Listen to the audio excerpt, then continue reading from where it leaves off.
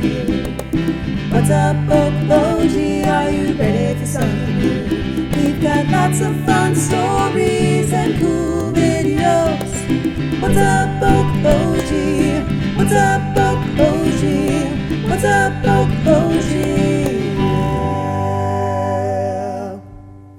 Hello, I'm Aubrey. And I'm Carter. Welcome to What's Up, Okoboji. This week we honor our educators and students. Let's hear from Leanne Lambert, our boss here, who also works in education. I am the managing director of Treasure Village, but when I'm not prepping for Treasure Village or working here, I'm a substitute teacher, and I spent many years teaching American history in the cities. I cannot express enough gratitude and kudos to all of you educators and administrators who have worked so hard on distance learning plans in this crazy time period. None of us were ever trained for something like this in college, and you have done a fantastic job. Thank you so much for all you've done. And to all of you students out there, sports, fine arts, all of this changed. And then there's also been the changes in buildings or the next steps in life. Elementary kids who are moving into a middle school building, middle school kids moving into a high school building. All of you seniors who have certainly one of the weirdest senior class stories to share with kids someday. And all of you graduating college seniors. You are heading into a workforce that's unlike anything that most of us have known. So despite all of this change, good job. It's been weird, it's been crazy, but I hope it's also been a time to grow. Our staff performed a song to commemorate this very different educational spring. Enjoy! And now it's time for a special song from the Treasure Village Singers. Today they'll be singing about their appreciation for their teachers.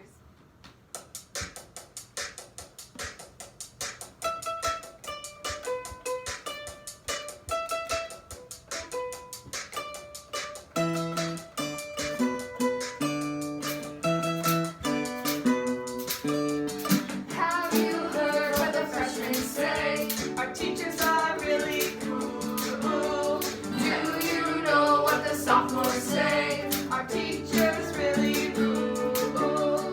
Teachers working hard without much pay. Our teachers are the best in the USA.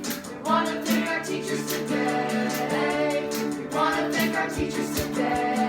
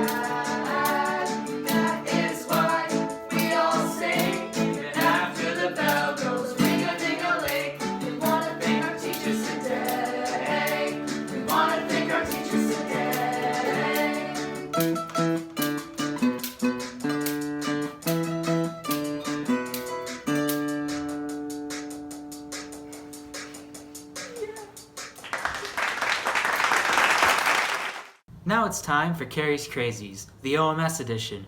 Kari is one of the many educators at Okoboji Middle School who has been busy packing up their classrooms as the district opens their new middle school this fall. Let's just say Kari and her colleague Lisa Patterson have been enjoying the empty school building. 2, 3, 4. I think I'm losing my mind, trying to stay inside the lines.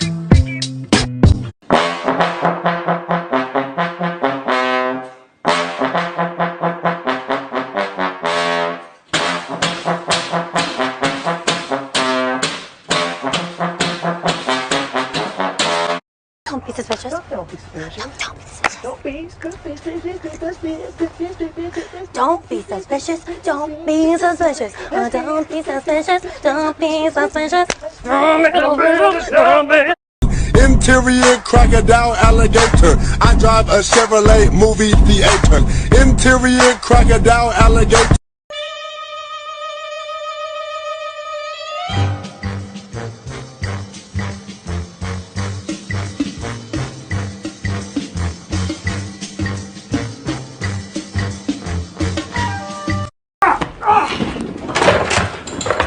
Parkour!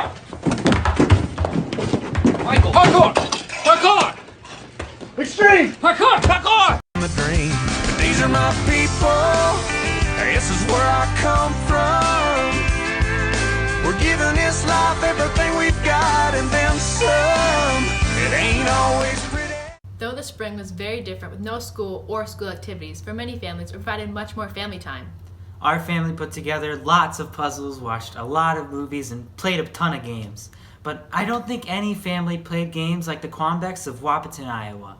Rod and his wife, Chris, had a large pile of games that they rarely had time to play. So on the first night of school shutdown, they played a game with their daughters, Emily and Anna. This began a daily tradition that continued for 68 days. Since school ended on Friday the 22nd, they played their final daily game that night.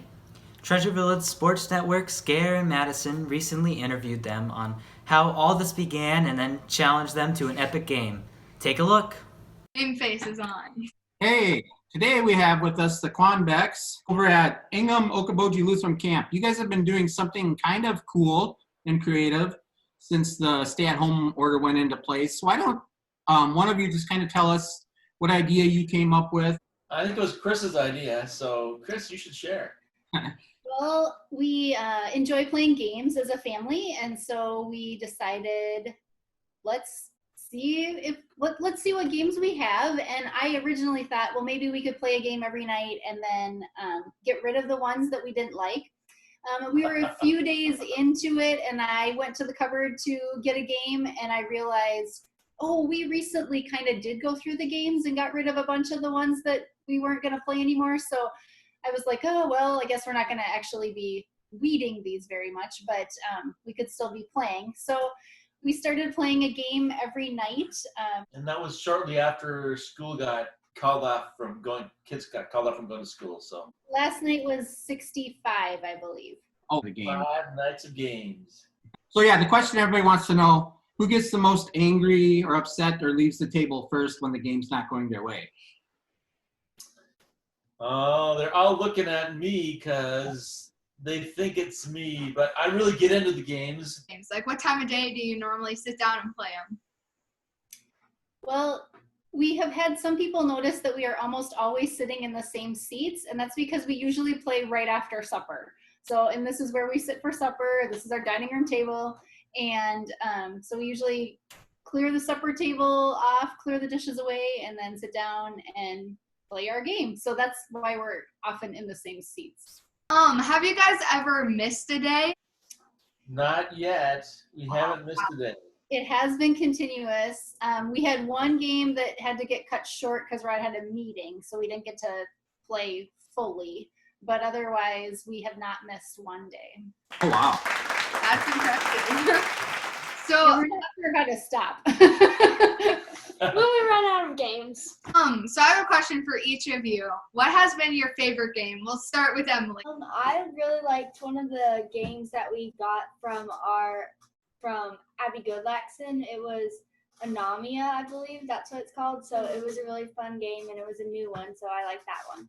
Blockus. I'm going to say Blockus. Oh, we played that one. Not one of our favorites. Although I really liked Scrabble as well. I would probably have to say Nerds or Fishinopoly. She killed us on Fishinopoly. She did. That sounds like a fun one. We'll have to try that one. What about you, Chris? I think that I enjoyed Phase 10. We have it with both the cards and the dice. We haven't played the dice version yet, but the card one was fun. Okay. I know it's a couple weeks ago you played one of my favorites. Do you remember, I think it was Spill or Bust? You guys like that one? Oh, yeah. That's a fun one. Least favorite game that you've played so far? Fishinopoly. Probably Apples to Apples, the adult version, because we have Apples to Apples and Apples to Apples Junior.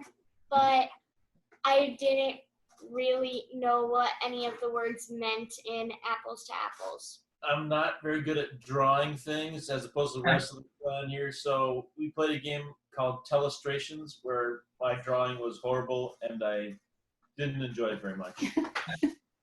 I'm on the same place as my mom, just Fissionopoly and Scrabble. I don't like either of those games. Ouch. Sorry, Anna. Madison does have some advice for you, though. Yes. So as people are dropping off games, if anyone drops off this game, they do not like you. They don't trust those. Not your friend. They're not your friends. It's called Dose. And We have it.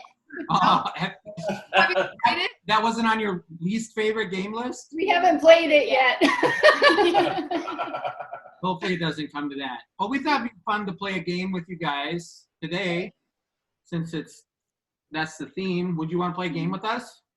Sure, absolutely.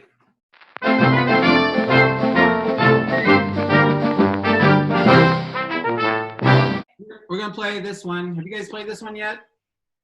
Are you No, we don't have that one. No. Okay. Oh boy. If you know the answer, just shout your name, okay? And the first person to shout their name will get to answer the question. And my dad's going to be keeping track of points. Okay, Madison's gonna read the question. All right. Oh. Good job. 1 second. So, is the shorthand on the clock the minute hand or the hour hand? Chris, Oh, Chris. it's the minute hand. No, it's not. Negative 100. 200 points. What language is spoken the most by people in Cuba? What language do they speak in Cuba? Yeah. Take a guess. Right. Okay. English. No. Spanish? Yeah. Yeah. Bueno. Get you out of the hole. Oh, good. All right, on to third grade. Come on, girls. Third. Okay. True or false? On a map, lines of latitude run east and west. Emily, true. It is true. Yeah, Emily. Emily takes the lead. With 300 points. Come on, Anna. You're a fifth grader. So this is fourth grade social studies. True or false? New York City was once the capital of the United States. Anna. False.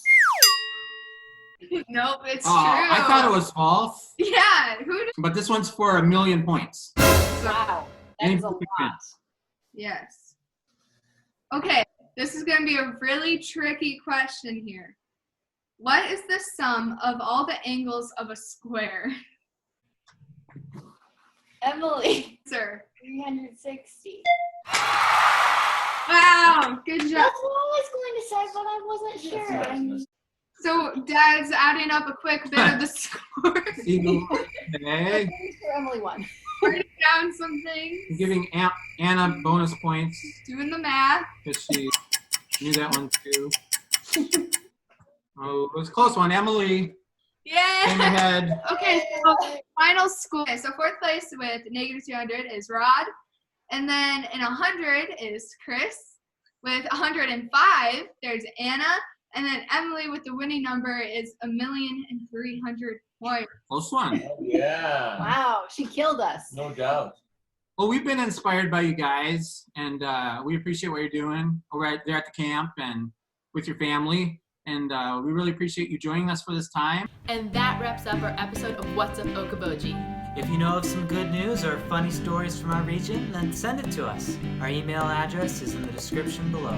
Make sure to like, comment, and subscribe to Treasure Village on YouTube, as we will be releasing content all throughout the week. This is What's Up Okoboji at Treasure Village, bringing you smiles and laughter. Take care of each other. Make sure to check out our social media pages. What's Up Okoboji is sponsored by Treasure Village.